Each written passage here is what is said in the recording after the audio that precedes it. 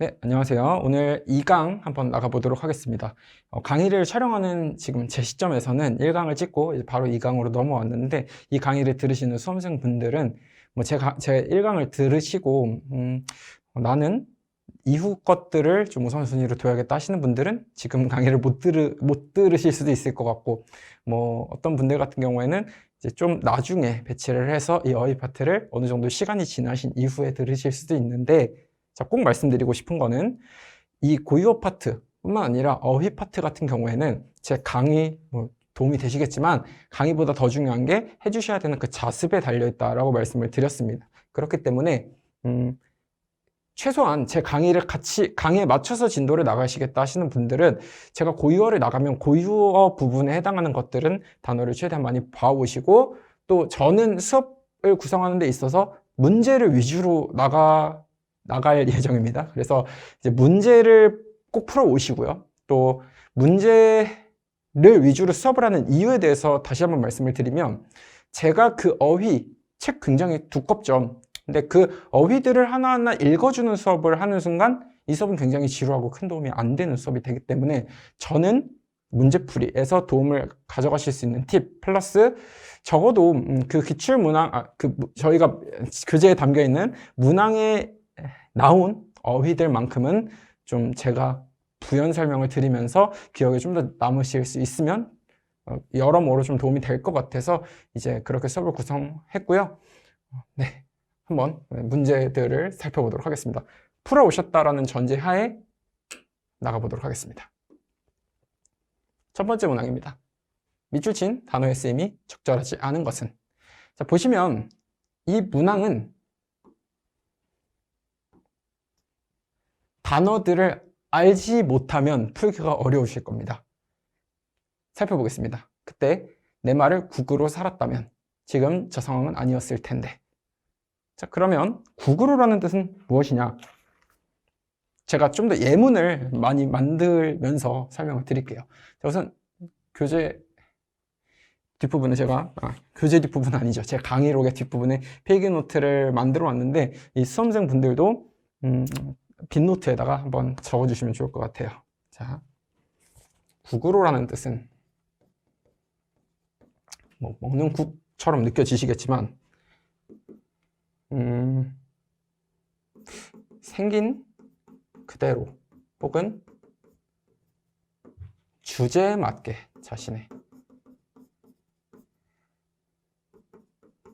자기 주제에 맞게 라는 맥락으로 생각하시면 좋을 것 같습니다. 그리고 예문으로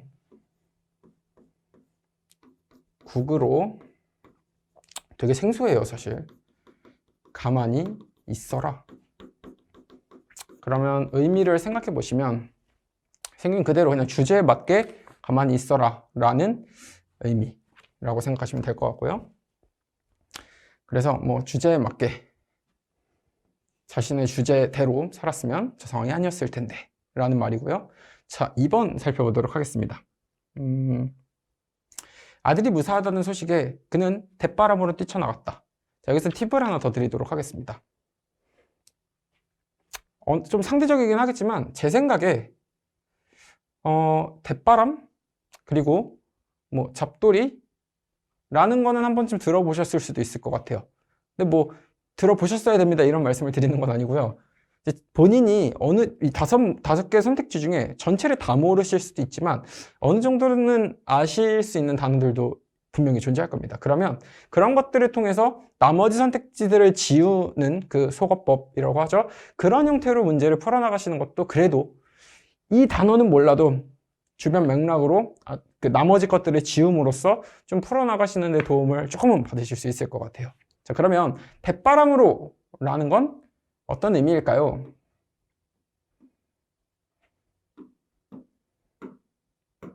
자, 대바람으로 라는 건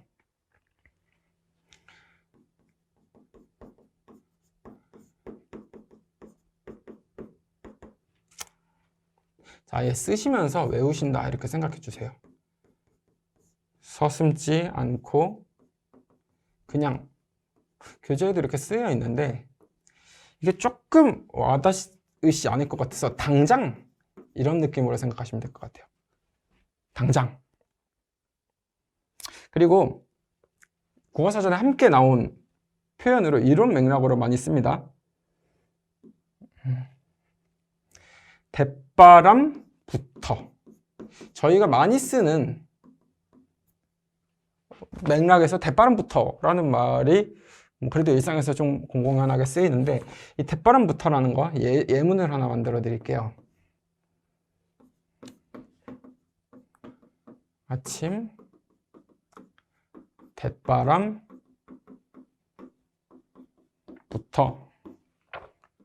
기분을 망쳤다. 자, 이때 대바람부터가 어떤 의미냐면 아주 이른 시간이라고 생각해 주시면 좋을 것 같아요. 그래서 사실 저희가 일상에서 쓰이는 말은 이 아침 대바람부터 어떻다라는 거는 보통 이른 시간을 의미하는 의미로 많이 활용이 되고요.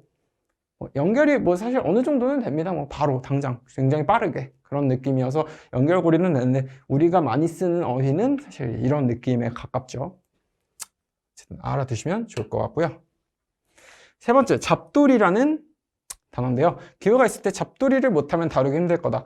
그럼 지금 맥락으로 이 잡돌이의 위치에는 어떤 느낌이 가야 되냐면, 기회가 있을 때 이걸 못하면 다루기 힘들대요. 그러면 잘 다룬다라는 느낌의 단어가 와야 되는 겁니다. 그쵸?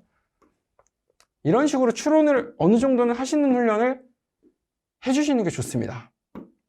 자, 그러면 잡돌이라는 단어는 어떤 의미를 갖고 있을까요? 근데 느낌은 잡는 느낌이죠. 그래서 잘못되지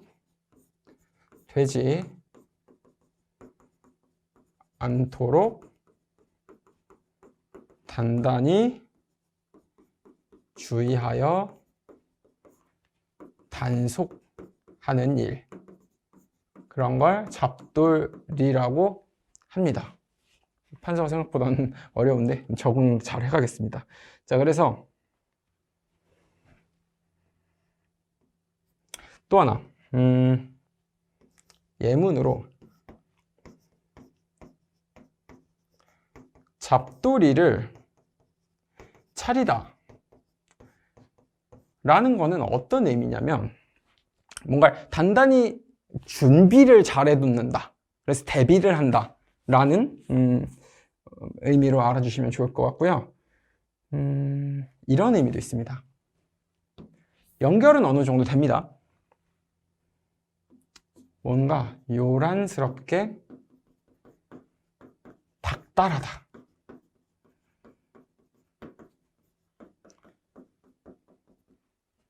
예문으로, 자, 이렇게 일처리를 하면 잡돌이가 시작될 거야 라면은 뭔가 진짜 잡는 그런 느낌이라고 생각해 주시면 좋을 것 같습니다. 자, 그 다음 4번 지청구. 정말 생소하실 거예요. 늘 우산을 잃어버린다고 아내에게 지청구를 듣는다. 자, 이렇게 훈련을 해보겠습니다. 이 위치에는 어떤 의미의 어휘가 들어가야 될까요?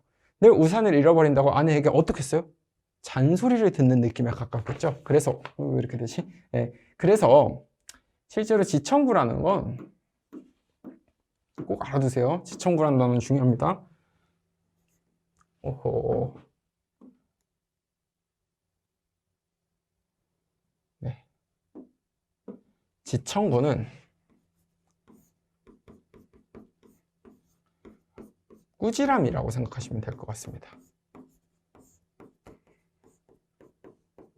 그래서 뭔가 아랫사람을 꾸짖는 꾸지람이고요.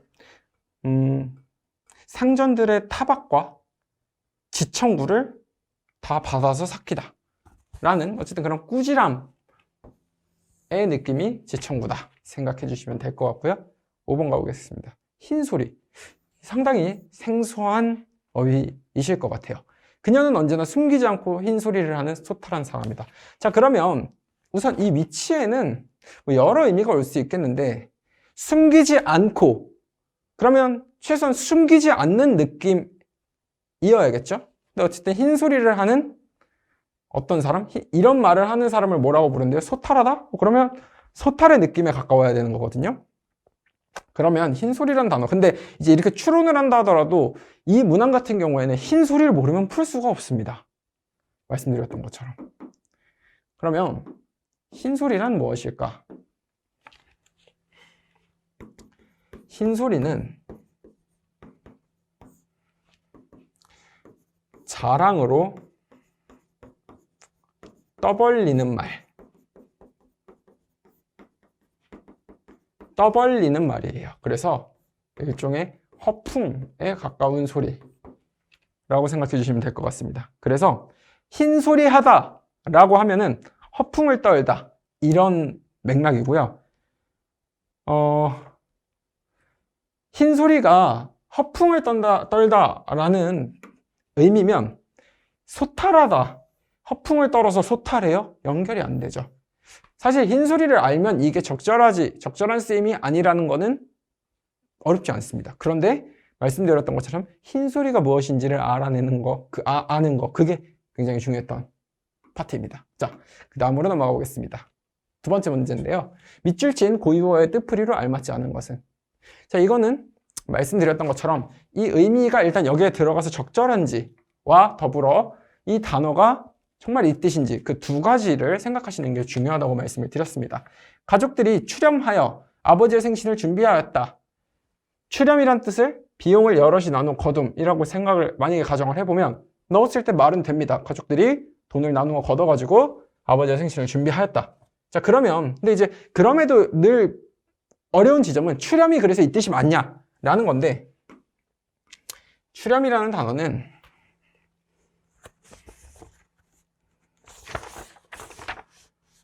저도 준비를 정말 열심히 해왔습니다. 잘 필기해 주세요.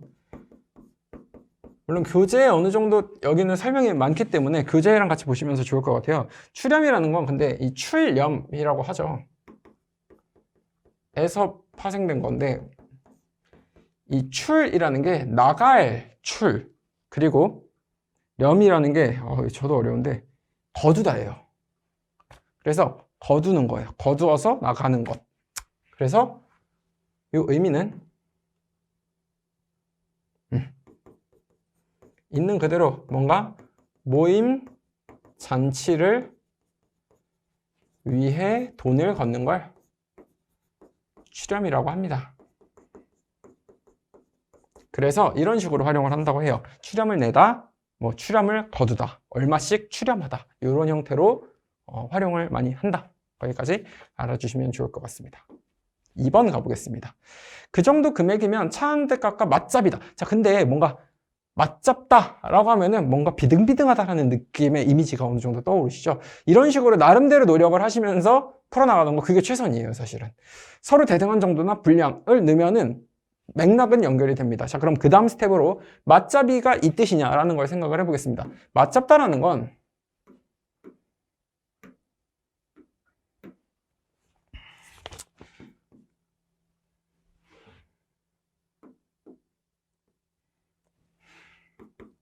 맛잡다는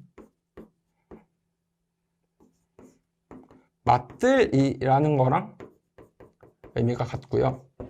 자, 두 가지. 첫 번째로 서로 대등한 분량 정도. 그러니까 어느 정도 대등한 것들을 의미하고, 그 다음 하나 더. 힘이 비슷한 사람? 어쨌든 이것도 대등하고 비슷하다는 의미에서 그렇게 괴리가 있는 두 가지 뜻은 아니죠. 힘이 비슷한 두 사람. 이렇게 생각하시면 될 것 같고, 자, 예를 들어 드릴게요. 자, 그때는 돈 10,000원이 그때 돈 10,000원이 지금 돈 10만 원 맛잡이다. 그러니까 지금 10만 원이랑 비등비등하다라는 거고, 두 번째, 결승에서 맛잡이끼리 붙어서 승부가 나지 않는다 라는 그런 활용까지도, 예문까지 알아주시면 좋을 것 같습니다. 그래서 1번, 2번은 다 맞고요. 좀 더 스피드를 올려보겠습니다. 그는 우수리. 요 정도는 어느 정도 들어보셨을 것 같아요. 우수리 떼다. 이런 느낌으로 일상에서 좀 어느 정도 쓰이죠. 그래서 일상에서 쓰이는 느낌의 말들을 최대한 넣어보세요. 어떻게 보면 그게 올바른 방법이다라고 말씀드리는 것보다 우리가 할 수 있는 최선이다. 그래서 해보시라는 거고, 우수리 받지 않고 대신 좋은 것으로 골라달라고 했다. 물건을 제하고 남는 거슬러 받는 잔돈. 그러니까 잔돈 안 받고 좋은 거 달라. 맥락은 충분히 연결이 됩니다. 자, 그러면 우수리라는 것은 무엇이냐? 자, 우수리는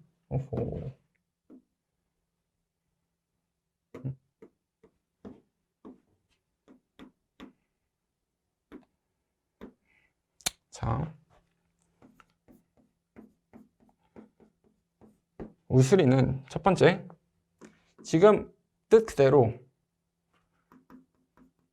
물건 값을 제외하고 받은 잔돈. 이걸 이렇게도 쓴다고 해요. 우수라고만도 쓰입니다. 그리고 이 우수라는 거는 한 가지, 이제 우수의 뜻도, 그러니까 우수리의 뜻은 이건데, 우수라는 것도 이 뜻과 한 가지 더 뜻이 있다고 해요. 알아두시면 좋을 것 같아서 찾아왔고요. 자, 보시면 일정한 수효 외에 더 받는 것. 자, 이게 와닿으시지 않을 것 같아서 두 번째에 대한 예문을 하나 가져와 봤는데요. 공책을 많이 샀더니 우수로 5권을 주다. 공책을 샀더니, 많이 샀더니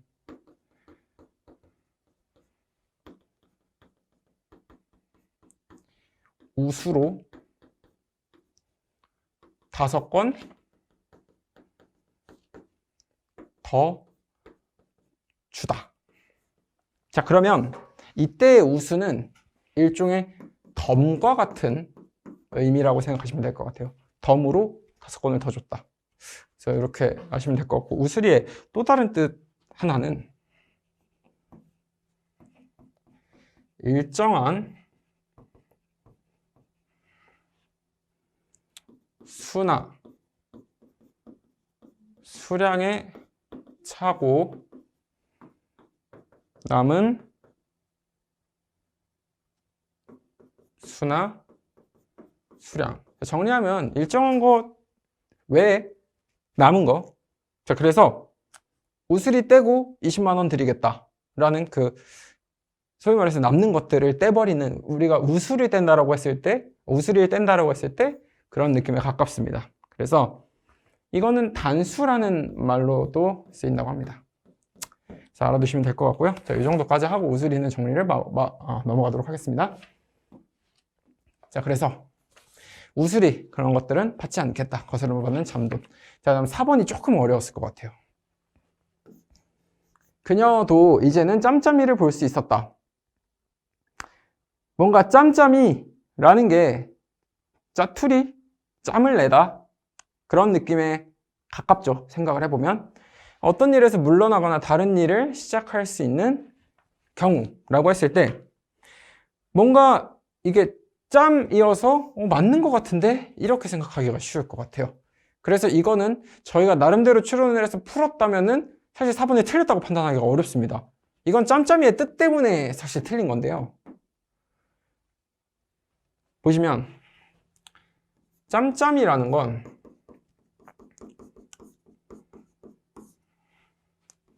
남들 모르게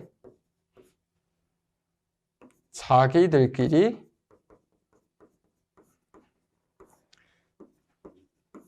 짜고 하는 약속들. 그러니까 자기들끼리 뭔가를 하는 걸 짬짬이라고 합니다. 그래서 분명 그들은 짬짬이가 있어. 뭔가 수작이 있을 거야. 라는 형태로 쓰이죠. 자, 그래서 얘랑 헷갈리는 저희가 많이 생각했어요. 그 짬이라는 건 뭐냐면 짬을 내다의 짬이죠. 그래서 짬이라는 건 문항에서 나왔던 그 뜻이에요. 어떤 일에서 손을 떼거나 다른 일에 손댈 수 있는 결을 이렇게 생각해 주시면 될 것 같습니다. 어려웠죠? 이건 어려웠던 문항입니다. 5번 같은 경우에 해찰. 자, 이거 해찰도 생소하실 것 같아요. 장에 따라간 아이는 해찰만 부리고 다녔다. 자, 그 의미가 일에는 마음을 두지 아니하고 쓸데없이 다른 짓을 한다. 넣으면 충분히 말은 됩니다. 장에 따라간 아이가 쓸데없이 딴 짓만 하고 다닌다. 뭔가 집중을 못하는 그 느낌이고요. 해찰이란 그러면 의미를 정리하시는 게 제 마지막으로 중요할 것 같아요. 자, 해찰이라는 건 무엇이냐?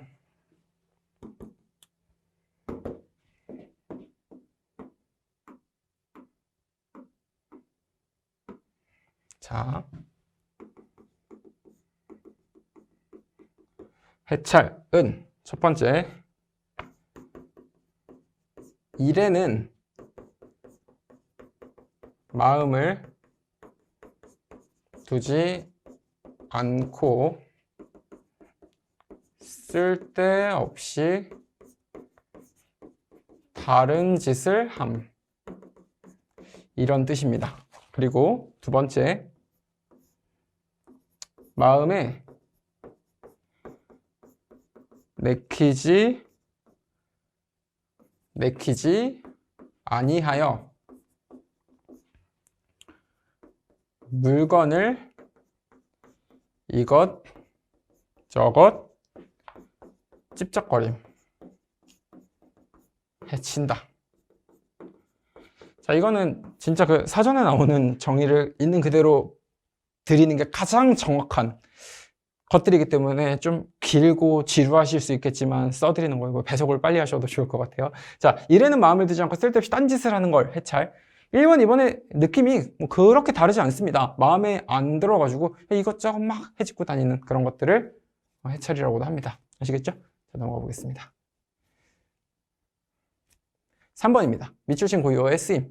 자, 이 또한 의미 자체를 아셔야 되는 건데 여기서는 한 가지 더 팁이 있을 것 같아요.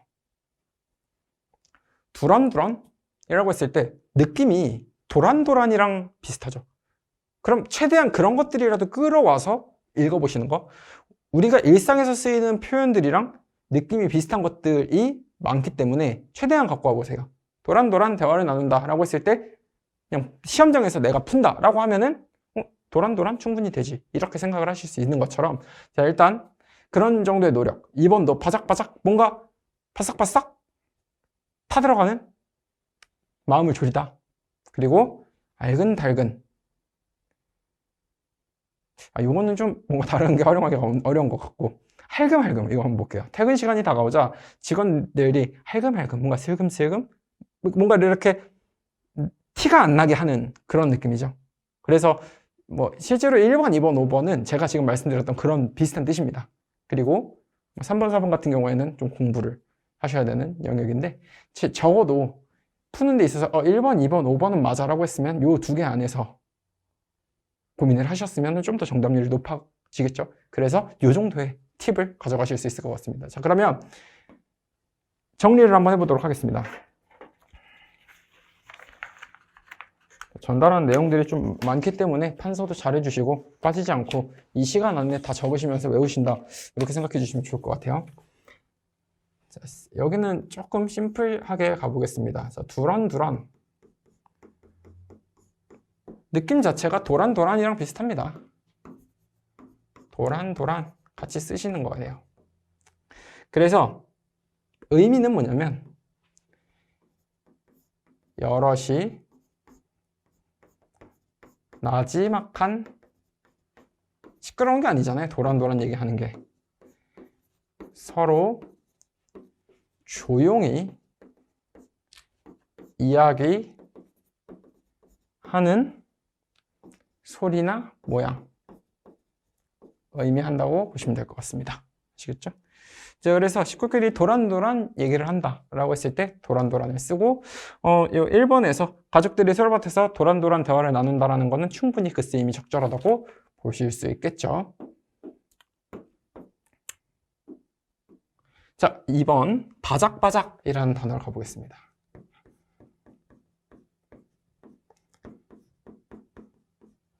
바작바작이라는 건 뭐냐면 지금 바작바작 마음을 졸인다라고 했기 때문에 이때 바작바작은 뭔가 마음이 조여드는 느낌이라고 생각하셔야 될 것 같아요. 그래서 마음이 매우 안타깝게 죄어드는 모양. 근데 요것도 요거지만 저희가 일상적으로 쓰는 다른 의미는 뭐냐면 볏짚이 그러니까 타는 모양도 얘기를 해요. 이게 바작바작 탄다. 뭔가 타들어가는 느낌이죠. 이런 건 우리의 일상에서 어느 정도 쓰이는 느낌은 이건데 이때 바작바작 탄다랑 뭔가 안타깝게 좋아드는 느낌이랑 어느 정도 느낌적으로는 연결이 된다라고 생각을 해요. 그래서 일상적으로 활용하는 것들을 계속 끌어다가 이해를 하시려고 하시면은 좀 더 문제 푸시는데 도움이 되실 수 있다라는 말씀을 다시 한번 강조를 드리고요. 세 번째 가보겠습니다. 오랜만에 술을 마시니 금세 알근달근, 뭔가 알딸딸하다의 그 알 같은 느낌 때문에 뭐 푸신 분들도 계실 것 같고, 그래서 3번 알근달근이라는 의미를 한번 보시면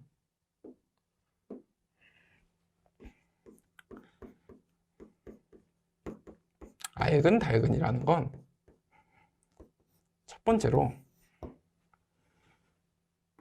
뭔가 매우면서 달달하다. 떡볶이가 알근달근하다. 그 진짜 알달의 느낌을 갖고 오시면 되고, 뭐 얼얼하다 이라는 의미이기도 합니다. 그리고 두 번째로 지금 이 지문에서 쓰인 거는 술에 취하여 정신이 어렴풋하다. 이 의미라고 생각하시면 될 것 같아요. 그래서 첫 번째 떡볶이가 알근달근하다 라는 거, 두 번째 알딸딸하다 라는 거. 그래서 매우면서 알알한 느낌? 사실 사전에는 이렇게 나와 있어서 이렇게 알아두시는 게 더 좋을 것 같아요. 알알한 느낌? 매우면서 알알하다.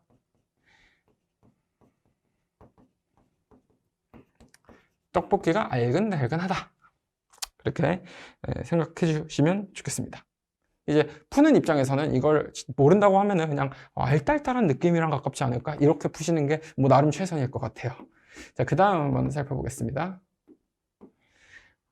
4번. 넉넉하지는 않았지만 작은 가게를 운영하며 지런지런 살아왔다. 그러면 지런지런의 위치에 들어가야 하는 말은 뭔가 넉넉하지 않다의 맥락이 와야 되는 겁니다. 그렇죠? 왜? 넉넉하지는 않지만 작은 가게를 운영하면서 살아온 거기 때문에 뭔가 갑자기 큼직한 것들이 나오면 안 된다라는 거예요. 자, 근데 문제는 뭐냐면 그래도 지런지런을 모르면 풀 수가 없죠. 지런지런이란 뭐냐? 그래서 다시 말씀드리지만 나름 풀이에 대한 팁은 있을지언정 결정적일 때는 이런 식으로 의미를 모르면 틀릴 수 있다. 이건 살림살이가 넉넉한 겁니다. 넉넉풍족. 그렇기 때문에 지금 내용상 연결이 안 되는 거 충분히 아실 것 같아요. 그렇죠? 자, 그러면 마지막으로 할금할금을 가보겠습니다. 할금할금은 흘금흘금이랑도 같이 씁니다. 흘금흘금. 그래서 이 모음들을 바꿔보시다 보면은 우리가 일상에서 쓰는 말들이 튀어나올 때도 있어요. 자, 흘금흘금 뭐냐면 곁눈으로 계속 할겨보는 느낌을 할금할금, 흘금흘금이라고 합니다. 그래서 정답은 4번이고요. 자, 오늘의 마지막 문항입니다. 자, 밑줄친 고유 SM 이것도 마찬가지예요. 이걸 모르면 푸는 게 한계가 있습니다. 그런데 제가 진짜 수험생이라고 보면은 1번 아롱다롱 저건 어느 정도 들어본 것 같고 적어도 2번 같이 일상에서 좀 쓰는 표현들은 걸러낼 수 있을 것 같고 질근질근? 이라는 거는 느낌 자체가 어때요? 뭔가 잘근잘근? 아니면 뭔가 질질 뭔가 끄는 그런 느낌에 가깝기 때문에 사실 정확한 뜻을 몰랐어도 3번을 골랐을 것 같아요. 4번 가닥가닥이면 진짜 한 가닥들을 개별적으로 표현하는 느낌이고, 너붓너붓 뭔가 너울너울, 그러니까 이렇게 나풀나풀하는 느낌에 가까웠을 것 같고, 만약에 모르는 수험생들이 풀었다면 그래서 그래도 3번을 하실 수 있지 않을까라는 이 정도의 어떤 프리센스. 그런데 이제 해설을 한번 해보도록 하겠습니다. 1번 가볼게요. 마지막이니까 좀만 힘내서 달려보도록 하겠습니다. 자, 아롱다롱이라는 거는 아롱다롱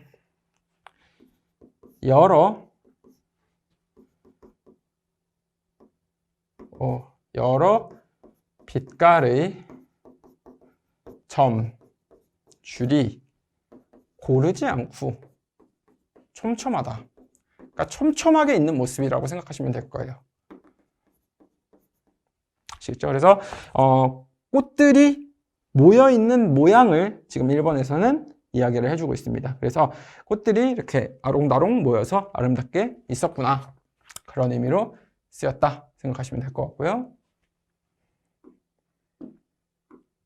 갑자기 일로 가버렸네. 2번 보시면 부들부들은 아실 것 같아요. 부들부들은 부드럽다죠. 그래서 살갗에 닿는 느낌이 부드러운 모양을 부들부들이라고 씁니다. 그래서 이건 굳이 쓰지 않겠습니다. 근데 부드럽다라는 걸 통해서 저희가 의미를 도출을 할 수 있는 것이었고, 3번 질근질근, 답이 되는 질근질근이라는 어휘를 살펴보겠습니다. 질근질근. 자, 질근질근이라는 거 의미가 좀 많아요. 그래서 느낌들은 비슷한데 의미 간에, 자, 의미 첫 번째, 단단히,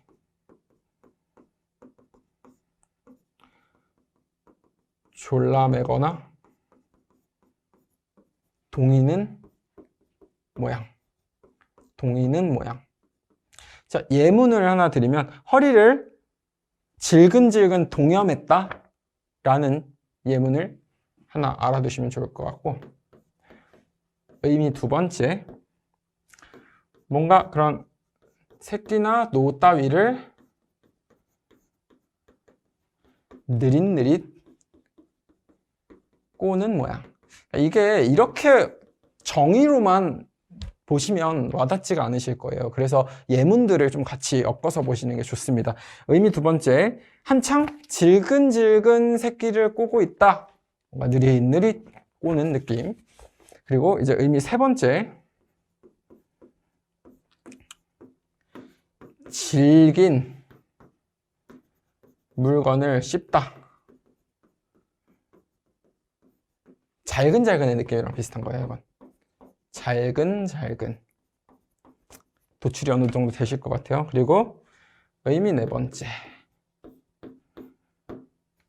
물기가 많은 흙이. 판서가 상당히 어렵습니다. 이해해 주세요. 원래 이렇게 못하지 않는데. 자, 많은 흙이 잘 이겨지는 모양. 잘 이렇게 뭉개지는 거겠죠. 그래서 질근질근이라는 느낌들은 다음과 같습니다. 그래서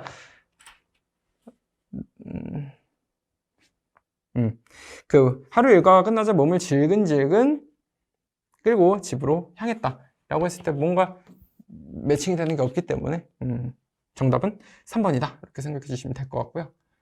여기가 아니네. 자, 네, 그 다음 4번 가보겠습니다. 가닥가닥은 이게 진짜 말 그대로 여러 가닥으로 갈라진 모양을 가닥가닥이라고 표현을 합니다. 그래서 그 정도로만 알아주시면 좋을 것 같고, 너붓너붓은 요건 쓰겠습니다. 너붓너붓이라는 건 어떤 얇은 천이나 종이가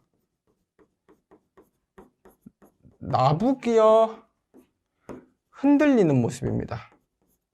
이미지를 좀 생각해 보시면 뭔가 너풀 그 정도의 느낌이랑 같이 연결을 해주시면 좋을 것 같아요. 그래서 바람에 커다란 나뭇잎이 뭐 너붓너붓 춤을 춘다 이런 느낌으로 활용이 된다 생각을 해주시면 될 것 같아요. 이게 그리고 나붓나붓 이렇게도 쓰이니까 이런 식으로 실제로도 모음을 바꿔서 쓰이기 때문에 나붓나붓 여러분들이 푸실 때 내가 일상에서 쓰는 말이랑 모음 정도 다른 것들은 계속 바꿔보시는 거 그게 상당히 도움이 됩니다. 그래서 이 정도 프리팁을 가져가시면 어떠실까? 그래서 정답은 3번 깔끔하게 했어야 되는데 자, 정답은 3번입니다. 그래서 네, 넘어갈게요. 3번이고요.